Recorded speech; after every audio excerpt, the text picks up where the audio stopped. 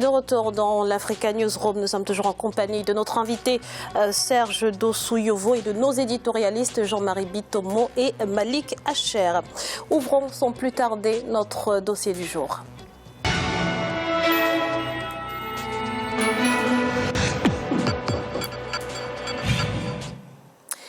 Les petites et moyennes entreprises en Afrique en général et en République démocratique du Congo en particulier souffrent d'un accès au financement limité qui contraint leur émergence. Pour changer la donne, de nouvelles mesures ont été prises. Bilan dans ce reportage de notre correspondant Jacques Amboka.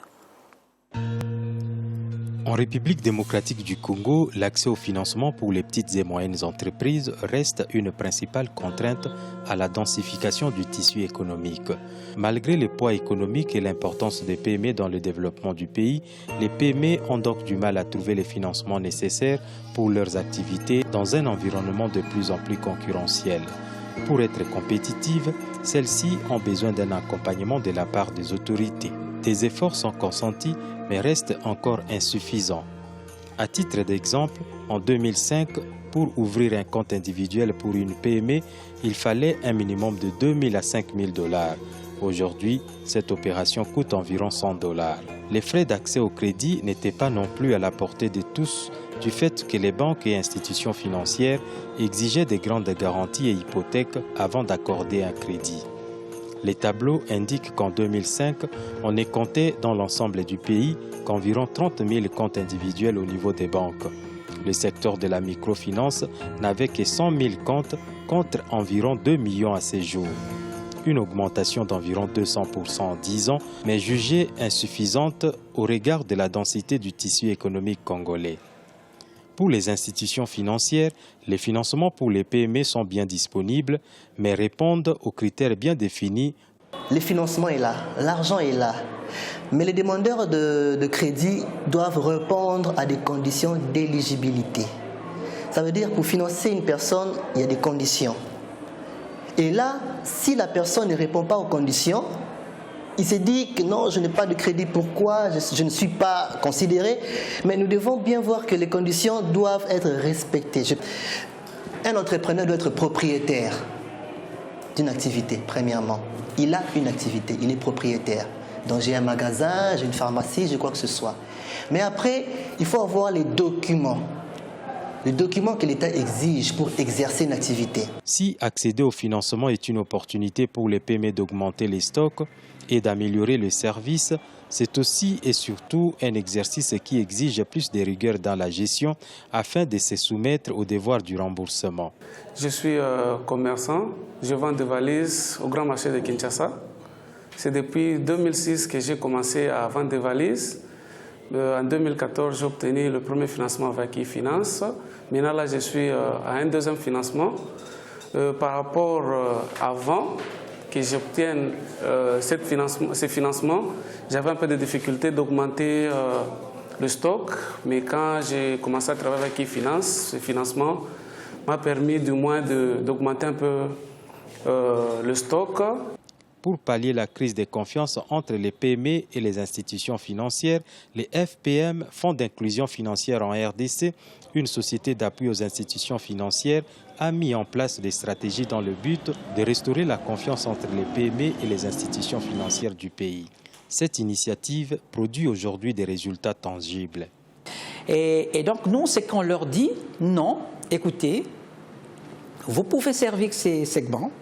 Vous pouvez servir les MPM, c'est-à-dire les micro et les petites et moyennes entreprises, exactement comme vous servez les grandes entreprises, en prenant moins de risques, mais aussi comme étant une activité profitable. Alors, vous savez, quand vous réunissez les deux terminologies, c'est-à-dire moindre risque et profitabilité, les banquiers sont sursautés. Et donc, qu'est-ce que nous faisons concrètement? Ce que nous leur disons, nous avons développé une approche, toute une démarche, une technologie de crédit, des financements, et que nous apportons aux banquiers pour leur permettre de pouvoir entrer dans le financement de la PME de manière très simple. Le secteur des PME en RDC est dominé par les activités commerciales. Celles-ci participent à plus de la moitié du PIB et de l'emploi. Dans un contexte où l'on prône la diversification de l'économie, il est donc nécessaire d'élargir aux PME les possibilités d'accès au financement. Le secteur bancaire congolais, financier congolais, était très axé sur des grosses structures et avait un regard assez réduit par rapport au secteur de la petite et moyenne entreprise. Mais nous avons vu une révolution s'intégrer en 2004-2005. Nous avons des banques PME internationales et panafricaines qui ont intégré le marché. Et je dirais que ce secteur reste encore jeune. Et aujourd'hui, c'est même l'un des objectifs du FPMSA, c'est-à-dire c'est rapprocher les institutions financières des MPME. Dans l'ensemble, les secteurs des PME évoluent avec des microcrédits allant de 200 à 5 000 $ américains. Les PME qui remplissent régulièrement leurs obligations de remboursement atteignent des fois 10 à 30 000 $ américains de crédit selon l'activité exercée. Bien que jugé encore insignifiant, le soutien des institutions financières aux PME permet néanmoins la densification du tissu économique. Cependant, dans les zones rurales, les PME accèdent difficilement au financement. La cause, la plupart des institutions financières sont encore concentrées dans les grandes villes. Par ailleurs, les jeunes entrepreneurs qui n'ont que leur projet pour demander les crédits sont encore en dehors du système de financement. Jean-Marie, quel est le poids des petites et moyennes entreprises dans une économie comme celle de la République démocratique du Congo? Moi, je vous dirais, Graziella, ce que nous venons de voir, ce ne sont pas des PME. Nous parlons souvent sur ce plateau du service informel, c'est-à-dire ce sont des activités qui sont liées, si vous voulez, à notre environnement économique en Afrique. Quand on parle de PME, c'est une structure, c'est-à-dire qui a un statut juridique, qui éventuellement a un statut financier et qui a un statut fiscal qui est fixé par l'État. À partir de là, on peut commencer à parler de PME sans rentrer, comment dirais-je, sur le nombre de salariés, si vous voulez, à utiliser. Donc là, cette formalisation-là fait en sorte que, généralement, quand on parle des PME ici, là, sur le plateau, ça me fait souvent sourire, tout simplement. Pourquoi? Parce que vous avez une confusion. Une PME, petites et moyennes entreprises, ça voudrait dire que cette entreprise a déjà une certaine surface financière. C'est-à-dire tout ce que je viens de citer là, c'est-à-dire tous ces statuts-là sont déjà posés, le statut légal. Il est posé, l'État reconnaît l'existence juridique de la structure, ne serait-ce que dans un premier temps, et l'existence d'un capital financier qui a été porté, c'est-à-dire apporté par les créateurs de l'entreprise.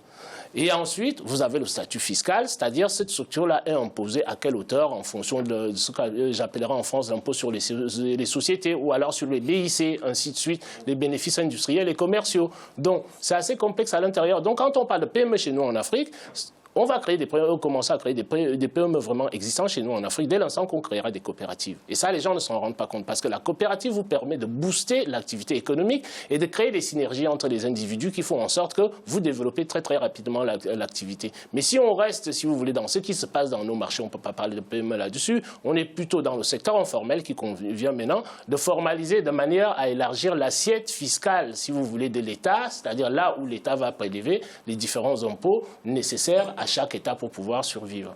Alors les petites et moyennes entreprises qui existent déjà en République démocratique du Congo, on l'a vu dans le reportage, ont du mal à trouver des financements. Qu'est-ce qui justifie que les banques soient autant frileuses, Monsieur Dossouyevo?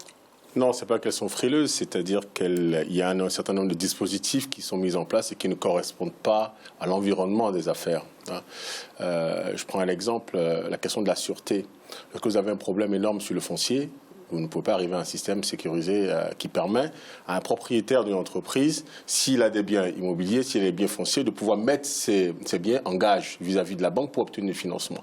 Tant qu'on n'a pas réglé ça, par exemple, la banque ne pourra jamais prêter l'argent à un demandeur. Si on analyse la question sous un autre point également, vous avez les banques qui sont dans un pays comme la RDC. Vous avez l'essentiel de l'activité économique est dirigé par les activités minières. D'accord ? Et ce sont les grandes sociétés qui administrent tous ces éléments. Et vous avez donc les institutions de microfinance qui sont plus adaptées, à mon avis, à des ménages ou à des individus. Et vous avez tous ces entrepreneurs, on va les appeler comme ça, qui sont dans l'informel, dont le poids financier, le flux financier qu'ils brassent est énorme, mais qui n'est contrôlé ni par l'État, ni par eux-mêmes, ni par les institutions financières. Et donc, justement, je crois que l'effort que l'État congolais est en train de faire, c'est de voir comment créer des dispositifs spécifiques, et ça va loin, ça va jusqu'à la formation des des ressources humaines pour s'adapter justement à ces cas particuliers. Malik, n'y a-t-il pas finalement simplement une insuffisance des moyens dédiés aux PME au sein des établissements financiers? Bien évidemment. Parce que les banques, et notre ami vient de le dire, dans l'environnement économique de la RDC, sont très concentrées ou très orientées vers le secteur de l'industrie ou de l'industrie minière. Et donc, effectivement, on n'a pas eu assez d'attention faite aux PME et PMI qui sont pourtant une véritable richesse et une véritable locomotive pour l'économie de la RDC, mais pour les autres pays africains en général. Mais il faut savoir que moi, je pense qu'il y a eu une véritable frilosité des banques, déjà, premièrement, et il y a eu un laxisme de l'État.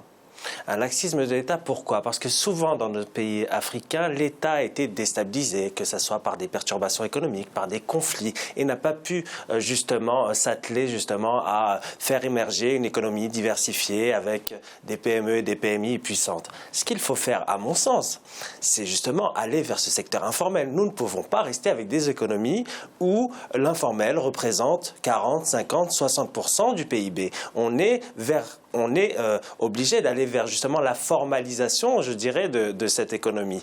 Et donc, il faudrait inciter, et là, notre ami a raison, pousser, enfin, faire venir les entrepreneurs qui actifs dans l'informel en leur proposant justement des formations, mais aussi avec des incitations fiscales qui sont intéressantes. Parce qu'il faut se le dire, il n'y a pas forcément dans les pays africains des mesures fiscales qui incitent les entrepreneurs qui sont dans l'informel de se régulariser. Donc il faudrait beaucoup d'efforts, mais l'État a tout intérêt à justement se diriger vers ce secteur-là de l'informel. Et je dirais même, il faut aussi de la pédagogie. Difficile de dire à un entrepreneur qui est actif dans l'informel qu'il doit être assuré, qu'il doit faire attention aux risques, que ce soit pour son activité, mais aussi bien pour sa santé. Rien que dans le secteur de la santé, il y a ce problème-là, cette problématique d'assurer justement les travailleurs qui sont dans le secteur de l'informel. Donc un vaste chantier, mais je reste définitivement, comme Jean-Marie et notre ami, optimiste. Alors, pour pallier au manque de financement, justement, dont souffrent les petites et moyennes entreprises, le groupe Bank of Africa semble, Jean-Marie, avoir trouvé une alternative avec le partage des risques avec d'autres institutions. C'est une bonne alternative. C'est une alternative qui peut jouer parce que, si vous voulez, le risque, en le répartissant, ça fait en sorte que si vous avez, par exemple, je veux prendre ici, là, le marché, nous venons de voir le marché de Kinshasa. Le marché de Kinshasa, si vous avez le commerçant qui ferme, c'est-à-dire sa petite activité, la banque, si vous voulez, va perdre moins de fonds que si elle s'engageait toute seule. Donc ce sont des initiatives. Tout ça, comme on dit souvent sur le plateau, Graziella, c'est à l'État de mettre en place le cadre légal et le cadre formel selon lequel les différents acteurs devraient fonctionner. À savoir les acteurs économiques, les dirigeants de PME qui ont besoin de financement et les banques, inciter ces banques-là. Tout simplement pourquoi? Parce que il a parlé de formation tout à l'heure, là, notre invité. C'est assez important. Moi, je proposerais éventuellement, c'est-à-dire qu'on puisse financer ces individus-là, c'est-à-dire dans leurs activités. Mais ce qu'il y a derrière et qui manque toujours chez nous en Afrique, c'est là où le bas blesse, c'est-à-dire qu'il y ait un suivi et un contrôle qui va être pratiquement hebdomadaire. C'est-à-dire, bon, on dit à l'entrepreneur, tiens, ok, bon, on va vous donner, je vais prendre un exemple, 500 000 francs CFA. Vos 500 000 francs CFA, chaque semaine, vous devez venir faire le point avec votre banquier, que votre banquier puisse vérifier le développement de votre activité et éventuellement réserver des institutions à l'extérieur pour former ces entrepreneurs-là, de manière en sorte que la chose gestionnelle dont parlait tout à l'heure, la gestion, ce n'est pas seulement la gestion financière. La gestion des risques dont vient de parler Malik, là, c'est une gestion qui est relativement importante. Si vous causez tort à autrui, si vous voulez, dans votre activité, il faut bien que vous ayez quelqu'un qui vous couvre. La capacité assurantielle est là pour essayer de stabiliser ces choses-là et apprendre ça à nos entrepreneurs. Mais malheureusement, en amont, Graziella, là où le bas blesse, c'est que ces individus-là, vous allez leur tenir ce discours-là.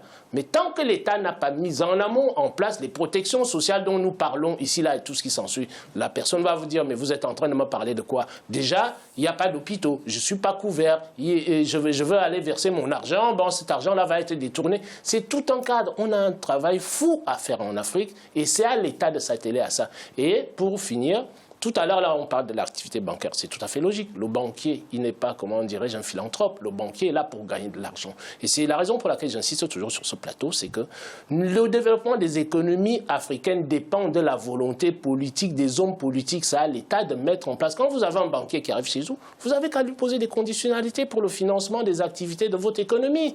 C'est pas compliqué. Puisque quand le banquier, il arrive avec l'espoir de gagner de l'argent. Il ne vient pas là parce que, si vous voulez, les beaux yeux de votre peuple, ainsi de suite, c'est parce qu'il sait qu'il y a un retour sur investissement qui arrive. Donc, on peut poser des contraintes. On est au Congo, on ouvre la porte grande aux firmes multinationales, mais la population congolaise, ça leur profite à quoi? Merci. Très rapidement. Justement, ce que vous dites est très symptomatique. Et c'est là où moi je dis qu'en fait, ce n'est pas le rôle des banques. Parce que les banques ont des coûts de structure qui font qu'elles ne peuvent pas s'occuper de ces micro-activités et être rentables. Ça veut dire qu'à partir de ce moment, elles pourraient éventuellement se mettre ensemble pour créer des dispositifs particuliers, spécifiques à ce type. Voilà, c'est juste... Et la diversification des outils de financement proposés aux PME. Il y a la microfinance, mais la microfinance, vous savez, Graziella, peut prendre plusieurs formes.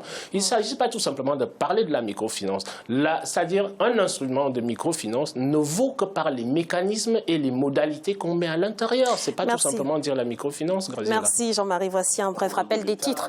Dans le monde où on vit aujourd'hui, vous savez bien que si on attend que l'État le fasse, on va attendre encore longtemps. Merci. Merci.